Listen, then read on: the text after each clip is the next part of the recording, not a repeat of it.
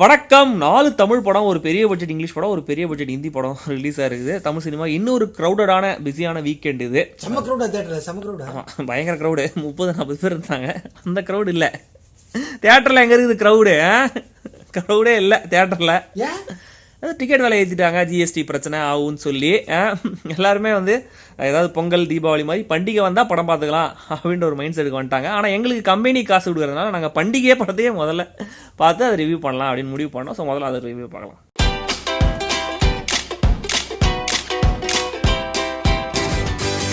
Underworld, gambling, bedding சார்ந்து நடக்கிற ஒரு ஸ்ட்ரீட் ஃபைட். அதில் இருக்கிற கேரக்டர்ஸ், அவங்களுடைய பிரச்சனைகள், முக்கியமாக அவங்களுக்கு இருக்கிற பண தேவை, இதுக்காக அவங்க என்னெல்லாம் பண்ணாங்க, அதோடைய விளைவுகள் என்ன அப்படிங்கிறது தான் பண்டிகை படத்தோடைய கதை. இதுதான் பண்டிகை. இங்க ஒன்ன மாதிரி ஃபைட்டர்ஸ்க்கு இவங்க வச்சிருக்கிற பேரு பொம்மை. இங்க வர்ற ஒவ்வொருத்தனுக்கும் ஒவ்வொரு போதை, எல்லாருக்கும் பணம்.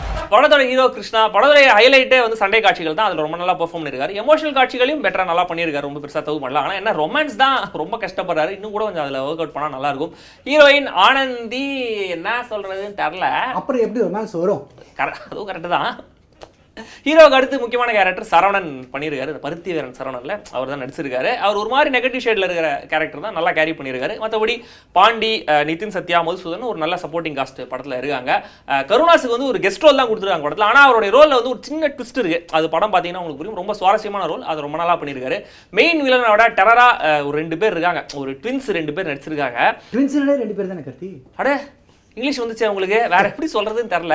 அது ட்வின்ஸா, நிஜமாவே அவங்க ட்வின்ஸ் தானா இல்லை ஒரே ஆளா 2 பேரா டபுள் ஆக்ஷன்ல காமிச்சிருக்காங்களா? சரி, ஏதோ ஒன்று அவங்க ரொம்ப நல்லா நடிச்சிருக்காங்க. ரொம்ப டெரரா இருக்கு அவங்களுடைய பெர்ஃபார்மன்ஸ். அவங்க எப்படி சொல்றது, 2 பேர்னா ஹிட்மேன் இல்லை, 2 பேர்னா ஹிட்மேன்ஸ்.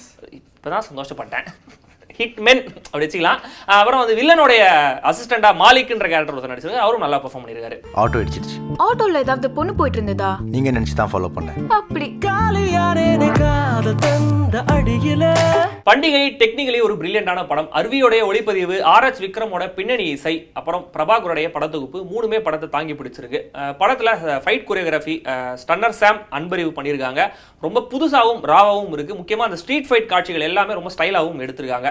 படத்துல வசனங்களுக்கு பெரிய முக்கியத்துவம் இல்லைனாலும் இருக்கிற வசனங்கள் ரொம்ப கிறிஸ்பா பக்காவா இருக்கு. எல்லாத்தையும் சூதாடி விட்டுட்டு இப்போ திருட கூட ரெடி ஆயிட்டல. டேய், அவங்ககிட்ட இருக்கிறது ஏன் காசு தான். தான் சொல்ல வந்த விஷயத்தை ரொம்ப சிறப்பான மேக்கிங்ல ரொம்ப நல்லா பிரசன்ட் பண்ணியிருக்காரு இயக்குனர் ஃபெரோஸ். முதல் படத்திலேயே எவ்வளவு தெளிவான பிரசன்டேஷனுக்கே அவரை தனியாக பாராட்டலாம். படத்துல வெறும் சண்டைன்னு மட்டுமே இல்லாம அதுக்கு பின்னாடி இருக்கிற எமோஷன்ஸையும் ரொம்ப அழுத்தமா சொல்லியிருக்காரு. சரவணன் கேரக்டர் தப்பே பண்ணாலும் அந்த கேரக்டராக கொஞ்சம் நம்ம அப்படி ஃபீல் பண்ண வைக்கிறாரு. அந்த கேரக்டர் எதுவும் ஆயிடக்கூடாது அப்படின்னு கொஞ்சம் அப்படி நம்மள பதற வைக்கிறாரு. இன்டர்வல்ல வர ஒரு ஃபைட், அப்புறம் ஒரு ராபரி சீக்வன்ஸ், கிளைமேக்ஸ், இந்த மாதிரி பல இடங்கள்ல நம்மள அப்படி சீட் நுனிக்கே எடுத்துட்டு வந்திருக்காரு. அதுக்கு முக்கிய காரணம் முன்னாடியே சொன்ன மாதிரி கதாபாத்திரங்களையும் அவங்களுடைய சூழலையும் ரொம்ப அழுத்தமா சொன்னதுதான். பிளான் பண்ணி நீட்டாச்சும் பண்டிகை தான். 10 நாள் அட காக்கணும். படத்தோட நெகட்டிவ்னு பார்த்தா ஹீரோயின் ஆனந்தியோட ட்ராக் எதுக்கு படத்தில் வருதுன்னு சுத்தமா தெரியல. அப்படியே அதை தூக்கி இருக்கலாம். அவங்களுக்கும் மெயின் கதையும் சுத்தமா எந்த சம்மந்தமும் இல்லை. ஒரு ஐட்டம் நம்பரும் படத்தை தேவையில்லாம தான் வருது. ஐயோ, ஆனந்தி ஐட்டம் டான்ஸ் ஆடுறாங்களா? இல்ல, வேற ஆடி இருக்காங்க, வேற ஒருத்தங்க ஆடி இருக்காங்க, 3 பேர் ஆடி இருக்காங்க. அது தேவையில்லாம வருதுன்னு சொன்னேன். பிரிச்சு சொல்லிடுறோம், ஏன் தப்பு தான் அது. அதே மாதிரி இன்டர்வல் வரைக்கும் பயங்கர பரபரப்பா நம்மளை யோசிக்க வைக்காம அப்படியே ஓடிட்டு இருக்கிற படம். இன்டர்வல் மேலே கொஞ்சம் அப்படியே ஸ்பீடு குறைஞ்சு அவ்வளோ நேரம் ஓடிட்டு இருந்த படம் நடக்க ஆரம்பிச்சிருது. அகைன் அப்படி கிளைமேக்ஸ்ல சூடு பிடிச்சிருது. அப்புறம் ஒரு பாயிண்ட் மேலே படம் கொஞ்சம் ப்ரெடிக்டபிளாகவும் போகுது. இன்டர்வல் வரைக்கும் பயங்கர டெரரா சண்டை போட்டு ஹீரோவே ஜெயிக்க ட்ரை பண்ணிட்டு இருந்த அந்த ஃபைட்டர் என்ன ஆனாரு, அவருடைய நோக்கம் என்ன, அப்புறம் ஹீரோயின் ஆனந்தி செகண்ட் ஹாஃப் மேலே காணாம போயிறாங்களே, அவங்க என்ன ஆனாங்க, இவ்வளோ தெளிவா பிளான் பண்ண அந்த ஹீரோவோட கேங் இவ்வளோ கேர்லெஸ்ஸா டான்ஸ் எல்லாம் ஆடி பாட்டெல்லாம் படிய சுத்திட்டு இருப்பாங்கன்னு நிறைய கேள்விகளுக்கு படத்துல விட இல்லை. இங்க நடக்கிற எல்லா சண்டையுமே காசுக்காக தான். நீ ஜெயிச்சா மட்டும்தான் நமக்கு காசு. மொத்தத்துல விறுவிறுப்பான ஓட்டம், நல்ல பிரசன்டேஷன், புதுசா ஒரு களம்னு கண்டிப்பா தியேட்டர்ல பார்க்க வேண்டிய படம் தான் பண்டிகை. நீங்க கொடுக்க போற அந்த 120 + 30 + 30 + 25 + 15 + அந்த 50 பைசேக்கு ஒர்த்தான ஒரு படம் தான். நீங்க போய் பார்க்கலாம். கார்த்தி, எதுக்கு அந்த 50 காசு?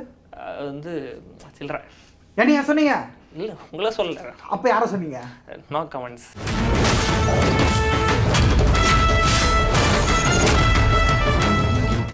பண்டிகை படத்தில் தனிப்பட்ட முறையில் எனக்கு இன்னும் சில பிரச்சனைகள் இருந்தது. அது என்னுடைய தனிப்பட்ட கருத்து தான். அதை மட்டும் நான் இப்போ ஷேர் பண்ணிடுறேன். முதல் விஷயம் என்னன்னா, எப்படி இவ்வளோ வயலன்ஸ் இருக்கிற பிளட்ஷீட் இருக்கிற படத்துக்கு யூஎஸ் சர்டிஃபிகேட் கொடுத்தாங்க அப்படிங்கிறது. ஜிஎஸ்டி பற்றி கூட இன்னும் கொஞ்சம் நாள் நமக்கு தெரிஞ்சிடும் போல இது கிளியரா. பட் எந்த படத்தை யூ கொடுக்குறாங்க, எதுக்கு யூஏ கொடுக்குறாங்க, எதுக்கு ஏ கொடுக்குறாங்கன்னு சுத்தமாக இந்த சென்சார் ரூல்ஸ் நம்மளுக்கு புரியவே இல்லை. ஸோ இது ஒரு முதல் கன்சர்ன். ரெண்டாவது கன்சர்ன், இந்த படத்தோடைய ப்ரொடியூசர் நடிகை விஜயலட்சுமி ஒரு நடிகையாக இருந்துட்டு அவங்க ப்ரொடியூஸ் பண்ணுற படத்தில் எதுக்கு விமனை ஆப்ஜெக்டிஃபை பண்ணுற மாதிரி ஒரு ஐட்டம் நம்பர் வைக்கணும், அதுக்கு தேவை என்ன? இந்த படத்தோட கதை ஓட்டத்துக்கும் அது தேவையில்லை. ஸோ எதுக்கு அதை வைக்கணும் அப்படின்ற காரணம் வந்து சுத்தமாக புரியல. இது 2வது விஷயம். 3வது விஷயம், தமிழ் சினிமாவில் வந்து எப்போ வந்து ஹீரோ அப்படின்றத தூக்கிட்டு ப்ரொட்டாகனிஸ்ட்ன்றதை எடுத்துகிட்டு வருவாங்கன்னு தெரில. ஹீரோனா அவரால் தான், அவர் வந்து கடவுளுக்கு அடுத்து அவர் தான், அவர் நல்லவர் வல்லவர் நாளும் தெரிஞ்சவர், காந்தி வளர்த்தவர், மதர் தெரசாவோட தத்து பேரன்ற மாதிரி அந்த லெவலில் வந்து அவர் பயங்கரமாக நல்லவர். அவர் என்ன தப்பு பண்ணாலும் அதுக்கு பின்னாடி ஒரு காரணம் இருக்குன்ற மாதிரி அவர் பயங்கரமாக க்ளோரிஃபை பண்ணி அது வந்து எதுக்கு அது பண்ணோம், அவர் ஹீரோ செல்ஃபிஷாக இருக்கலாமே, ஹீரோ வந்து தப்பு பண்ணிட்டு அப்புறம் மன்னிப்பு கேட்டுக்கலாமே, அதெல்லாம் பெரிய குத்தம் ஒன்றும் கிடையாது. ஸோ வந்து இந்த ஹீரோ ப்ரொட்டகனிஸ்ட்டுன்ற வித்தியாசம் வந்து தமிழ் சினிமாவில் வந்துச்சுன்னா ரொம்ப நல்லாயிருக்கும் அப்படின்னு நினைக்கிறேன்.